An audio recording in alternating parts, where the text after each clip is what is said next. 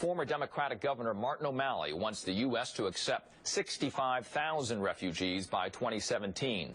In a letter to the president, O'Malley writes, quote, "We can do more than a token increase." Joining us, Democratic presidential candidate Governor Martin O'Malley. And thanks for joining us today here, Governor. John McCain, as you might know, he was on MSNBC, and he blamed President Obama for the migrant crisis. I want to listen to that and then get your reaction. It's doubly heartbreaking because it didn't have to happen. It happened because of the failed policies of Barack Obama. Our failure to stop Bashar Assad's slaughter of his own people, now over 230,000.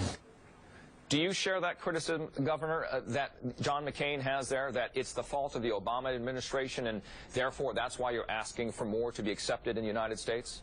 No, I don't believe it's the fault of the Obama administration.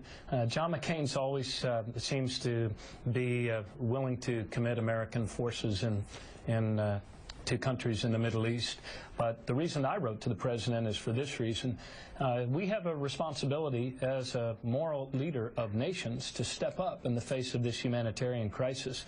We were asked by international relief agencies if we could take 65,000 people, and in a country of 320 million, Richard, that is akin to accommodating 6 more people in a baseball stadium that already holds 32,000. So this is something we can do and that we should do, and don't for a second think that the nations of the Middle East and Muslim nations of the Middle East are not watching how we act in the face of this crisis. I believe we need to do more. I believe the 10,000 is largely viewed as a token amount. Governor, the critics will say, what about cost and what about concern of security?